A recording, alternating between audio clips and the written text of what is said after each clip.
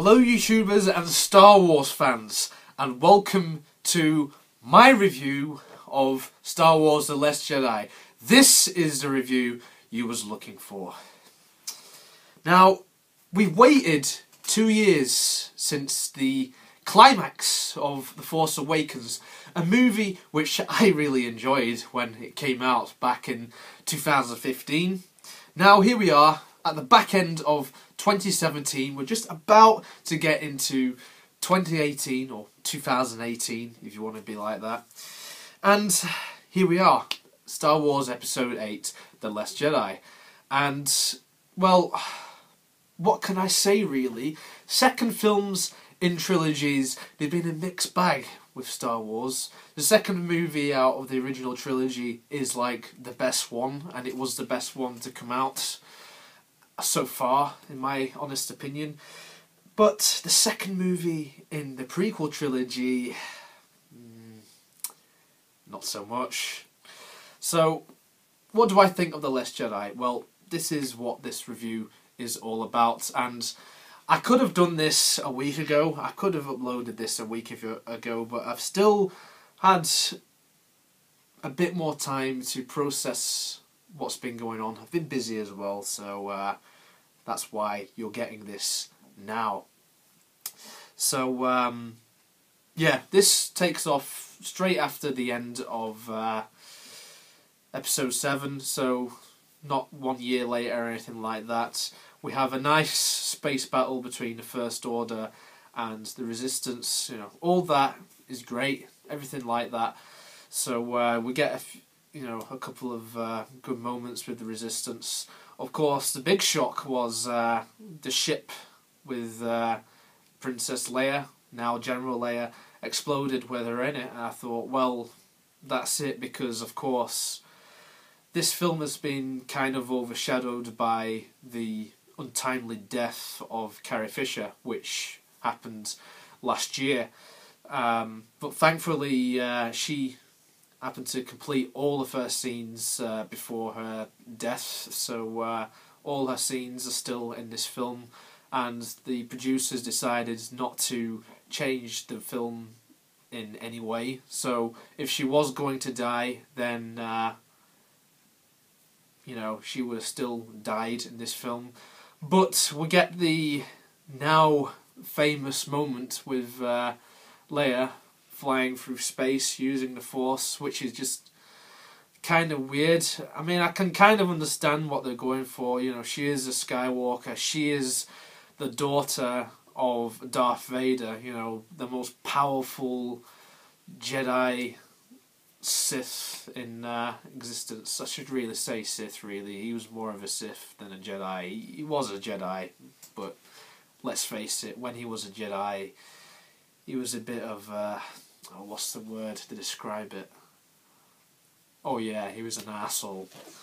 I think that Leia dies, but in actual fact, she does live throughout this film, and she doesn't die at the end of the film, so you can really see that Carrie Fisher, it looks like to me that she was going to have a really big role in Episode 9, which would have been, of course, the final film out of this new trilogy. But of course, now this isn't going to happen because, Carrie Fisher is dead, so I don't know, it looks like they're going to have to do a few rewrites. I think for the most part, Carrie Fisher plays a good role in this film. I would have liked to seen her a bit more. Her appearance is reduced compared to like what you see of her in like the original trilogy. I noticed this a lot more when watching The Force Awakens again, because she's hardly in that film at all. She must have about 5-10 minutes maximum out of that film. The only original character who had the most screen time in that film was Han Solo, and of course, he dies at the end of the film. Speaking of original characters that die at the end of the film, Luke Skywalker returns. This is the big return that we've all been waiting for. 40 years after the character was first introduced to us on the big screen. Mark Hamill plays the role. And, I've got to give my props to Mark Hamill. He does an absolutely terrific job as Luke Skywalker, an older Luke Skywalker, a damaged Luke Skywalker. He's very traumatized by what's gone on with his nephew, Ben Solo, who turned out to be Kylo Ren, a character who I don't really like because, you know, he killed Han Solo, so, you know, I don't really care. You know, kill him for all I care. But he's played by Adam Driver as well, and I've got to say, Adam Driver is one of the best things about this film. So I will say that Kylo Ren has got much more character development. I feel like his unbalance with the light and dark side of the Force, it's handled much better than how Anakin was in Revenge of the Sith. I will say that. We also, of course, get Rey, played by Daisy Ridley, returning, and I really like Rey. I like her as a character. I really liked her in The Force Awakens. I think that Daisy Ridley does a good job. I don't think she's as good. After first impressions, I don't think she's as good in The Last Jedi, because I think the limelight goes back to Luke Skywalker in this film, and it kind of goes to Kylo Ren as well. And oh yeah, the other characters I forgot to mention. We've got Finn and we've got Poe. Poe has a bigger role in this film. I really do like Poe in this film. I think Oscar Isaac has been given much more to do, because originally Poe was meant to be killed off in Episode VII, because when you see the TIE fighter crash land on Jakku near the start of that film, he's thought to be dead. Of course, we all know that from watching the film, the final cut of it. But originally he was going to stay dead. Of course, it turned out later he actually survived. Wasn't really explained how he actually survived and how he got back to the Resistance base, but there's a lot of unexplained things, and it probably will go unexplained forever unless they decide to do an expanded universe novel set in between or something. I don't know. But yeah, I think that he's given a bigger role. Finn, I think he's, again, he was great in Force Awakens. This, he takes a bit more of a backseat in this. Like I say, Luke Skywalker takes a driving seat in this. So without further ado, what do I think about Luke Skywalker in this film?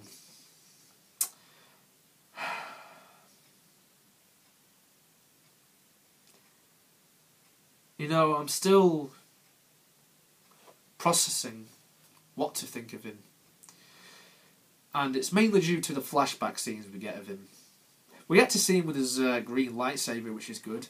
But the thing that really puzzles me, and I'm sure it's puzzled a lot of fans and probably a few people who are watching this video right now, it's the fact that Luke Skywalker, for just one brief second, he considered killing his apprentice because he saw a little bit of the dark side in him. Now, do you remember that film called Return of the Jedi? In that film, there was the most evil character in the universe, Darth Vader. You know, he's supposed to be the most badass guy, you know, no good in him whatsoever. But Luke Skywalker, his son, believed that there was good in him.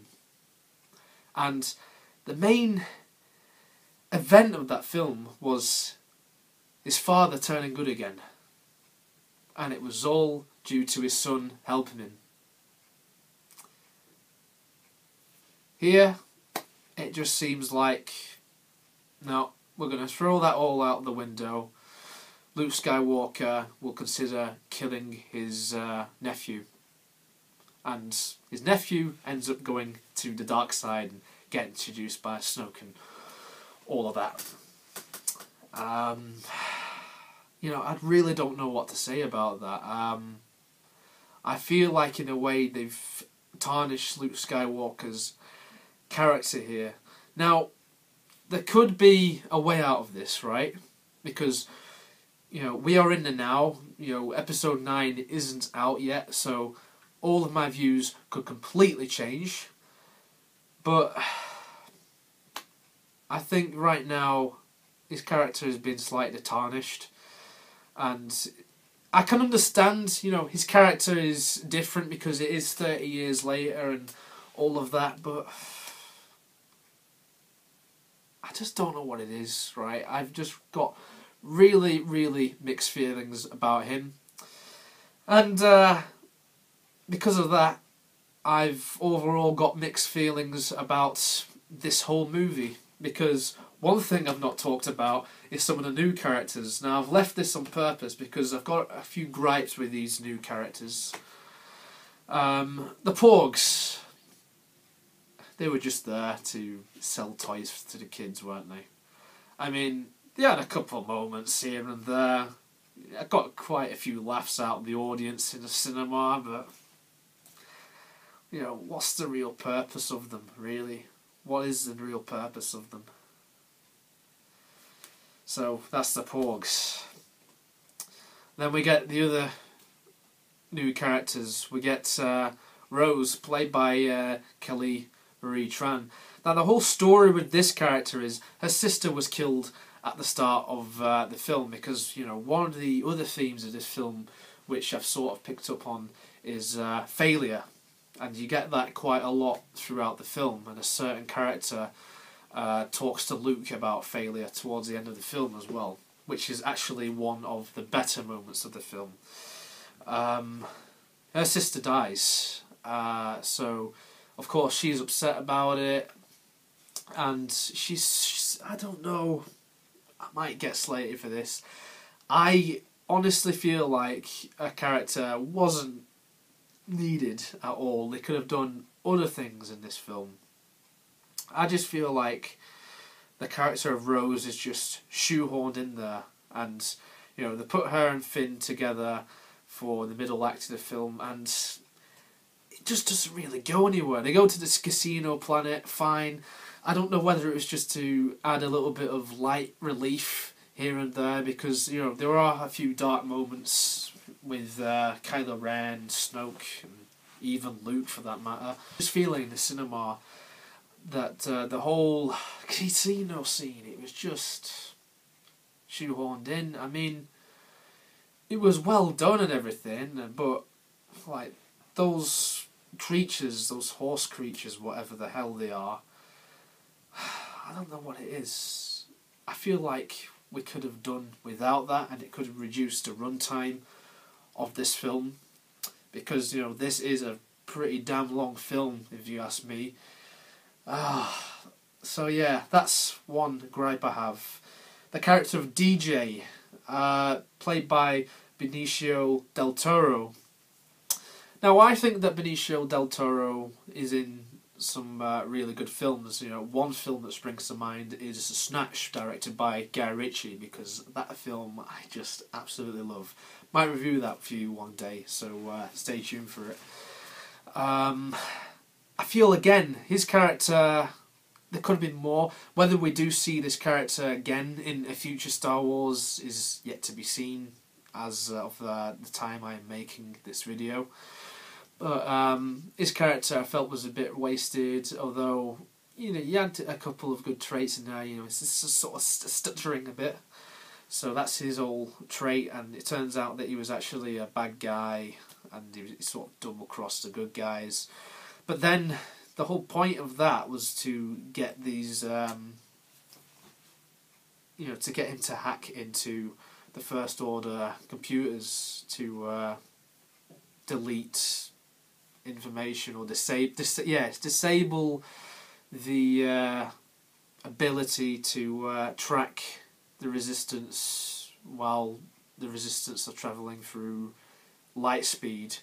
A few criticised this because they thought, hang on a sec, how come they're doing this in Star Wars? But it's already been established in Star Wars in Rogue One, which of course is a prequel to the original trilogy, and that's set like 30 odd years in the timeline before this film takes place. So I've not got a problem with that. But again, it's sort of like the same scenario. They're trying to steal plans from the bad guys.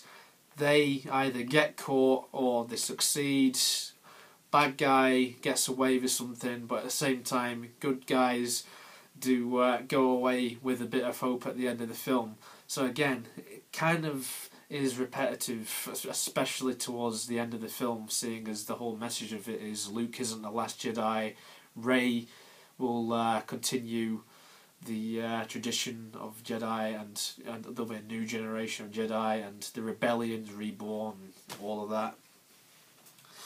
So, of course they have to do that because, you know, Disney need to make money and they need to make more Star Wars films, so they had to put that in there. The other character who got a bit of screen time, who was a new character, was Hondo, played by Laura Dern, who is famous to many viewers for being in Jurassic Park. Yeah, again, her character, I don't really know what to think about her character. I didn't really care that much about her character. So again, there's a few scenes, it seems to be all the stuff, the Resistance. We could have done without it. I would have much rather had some more stuff with Luke. And you know, Luke does get a hell of a lot of screen time, especially compared to The Force Awakens, which was like 1 minute, if that. So yeah, they're like my main problems with the film. There are a few more problems with the film that I have, and this is like really nitpicking, and that is the lightsaber fights. I didn't feel wowed at all by any of the lightsaber stuff in this film. I'm really sorry, some will disagree with me, but personally I feel like the prequels did the lightsaber fights much better. You know, if that's one thing that the prequels did get right, it was the lightsaber duels. And same goes for The Empire Strikes Back and Return of the Jedi and The Force Awakens. And, well, I don't know whether you call it a lightsaber fight. It's more of a lightsaber versus doomed rebels in Rogue One. But here, it's like lightsabers versus the guards. I mean, it's very well choreographed and everything, and then you got the little bit at the end of the film, that little showdown between old master Luke Skywalker and stupid apprentice Kylo Ren, or Ben Solo as he calls him. That scene's pretty good, but I wish he had his green lightsaber. And another thing, they made a huge deal about it in The Force Awakens, and you know, it's appeared in more or less every Star Wars film up to this, except for Return of the Jedi and Phantom Menace, and that is the blue lightsaber, what Anakin Skywalker used to have, and you know, when he became Darth Vader, Obi-Wan took it, and then passed it down to Luke, and it was Luke Skywalker's lightsaber, and then he lost it, and then years later Maz Kanata picks it up, and then she gave it to Finn, and then Finn gave it to Rey, and then now it gets destroyed. And I'm just like, what the hell? Like, you're just going to destroy something that's been in Star Wars since the first Star Wars film came out in 1977. How could you just do that and then just not talk about the consequences it has afterwards? Yeah. I mean, it's all good, like, everything in that scene, like when she crashes his ship, you know, Hondo crashes the ship into the First Order and everything. You know, all that's good, but I just don't know what to feel. You know, I really came in to this film with high expectations, and I don't know what it is. I came out with a little bit of an empty feeling. Yeah, I'm sorry this has been a quite negative review, really, but that's honestly how I feel about this film right now. Whether that will change in the future, well, I hope it does change, because right now I'm quite disappointed, because I honestly expected much better. But at the same time, you've got to give them the credit. They did something different. They tried to do something original. All our Snoke theories have been flushed down the chain, because there's quite a few things that happened in this film I thought they wouldn't even happen until episode 9. Snoke dies, so all your theories gone. Don't even know who the hell he is. Whether we will find out who he is in the future, who the hell knows. So yeah, he gets killed. Yeah, and as I said before, Luke Skywalker, I feel like the Luke we know, well, we knew, he's gone. And what we got instead was something completely different. We got a little bit of a glimpse of that towards the end of the film, when he was a Force projection, and you know, he's talking to Leia at the end of the film. It's quite a bit emotional. You know, they're probably the best parts of the film. And another part of the film which I quite liked was the surprise cameo appearance by Yoda, and they decided to use a puppet for this film. Now, the puppet for this isn't as good as the puppet used for The Empire Strikes Back, but I think it's better than the puppet which was used for The Phantom Menace. But since then they've redone it with CGI and all that. Frank Oz does the voice of Yoda again, and you know, I think it's a really cool scene. When I saw the back of him in the cinema, I was like, it's Yoda! You know, that was one of the best moments, I'll say that. It was a little bit jarring seeing him though at first, but at some angles that you see him, you think, wow, he looks just how he did in the original trilogy. So it's good that they actually did keep that continuity and they didn't just go for the easy route and just use CGI. You know, they did make another puppet for this, so I'm kind of glad that they did that. As always, the music by John Williams is so good. So good. We've even got a few returning themes from previous films coming back. One being a theme from episode 4, which is the trench run when the X-Wings are going in and they're attacking the Death Star, and you get that dun dun dun dun dun dun dun dun. When I heard that, I immediately got goosebumps. And there's some other great themes in there. We've got Luke and Leia's theme in there, which is the first time we've heard that since Return of the Jedi. So all of that music is good. There's not really a standout new piece that he did for this film which made me go, wow. In episode 7, I really liked Rey's theme, I really liked the Resistance theme, and I really liked Kylo Ren's theme, or the First Order's theme, whatever it is. But this one, it's more reused themes. I'm not complaining that much because I like it when they do reuse some old tracks or just do a new take on it. So no criticism at all there. And of course we hear Yoda's theme again when Yoda reappears as a Force ghost to Luke Skywalker. So music good. You know, it's always good, isn't it? If there's one thing that's really good in all of the main Star Wars films, it's that John Williams, his music is just so good, right? So good. I can't fault it at all. I can't, honestly. I wouldn't even dare to fault his music. Now, at the end of the film, it's raised a few questions for me. Of course, Luke Skywalker dies after he's used so much energy using the Force, projecting himself across the galaxy, and basically trolling Kylo Ren and everyone else for that matter. You know, which is a cool scene. I will say that's probably the best bit out of the entire film. He dies in the style of old Ben Kenobi and Yoda from the original trilogy. And he dies looking up at the binary sunset, and you actually hear that music as well, which is it's just so good. As George Lucas would say, it's like poetry. But I don't know whether this is just me, but I didn't feel the same impact on his death as the impact of Han Solo's death had on me in The Force Awakens, because that really hit me, because I wasn't expecting it.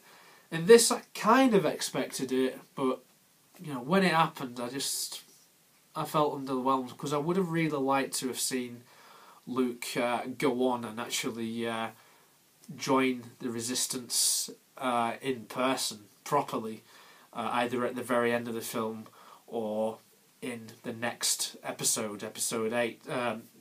Episode 8, we are in Episode 8. Episode 9. So there's a few things left open, and I really don't know where it's going to go now. There's a big question mark over Episode 9 for me, whether it's going to be good, whether it's going to be even better than this, and a good way to end the sequel trilogy. J.J. Abrams is coming back to direct, which I'm glad about, because I think Rian Johnson, there's some nice shots in there and everything, all that is great, but I feel like the writing in this I wasn't particularly a fan of, and if anything, I think The Force Awakens, if I thought it was good before, I think it's even better now. The Force Awakens is a much better film than The Last Jedi. I hate to say it. I wish I could tell you that The Last Jedi blew me away and, it gets a 10 out of 10. But I'm sorry, I'm going to be completely honest with you. It doesn't. There's a few characters in here which I don't like. I don't like Rose's character. She's just shoehorned in there. Plus, it seems like we're going to be getting another love story. Ugh. I mean, it was bad enough having Anakin and Padme, but to have her and Finn together, potentially in the next Star Wars film, it just came out of nowhere. I was just like, well, come on. What the hell? And it would have been really cool if Finn killed all those First Order,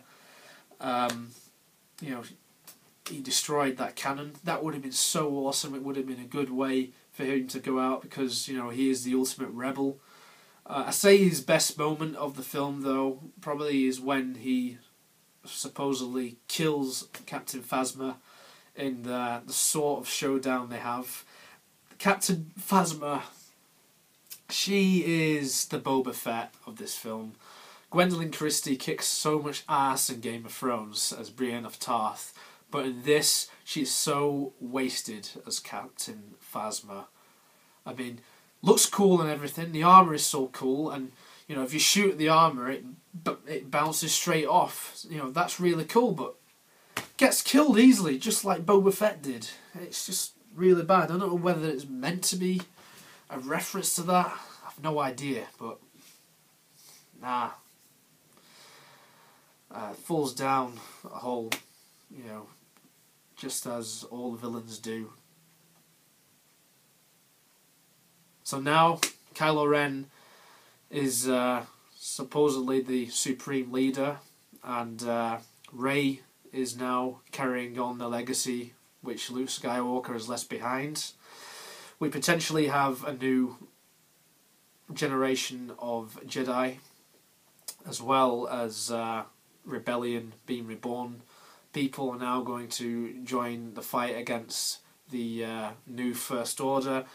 And the end of the film highlights that with the kid with the broomstick, and that's the sort of symbolism. He can actually use the Force, and the broomstick, it looks a bit like a lightsaber, and yeah, that's the end of the film. And again, at the end of the film, I just felt like, well, right, okay, it's over, yeah.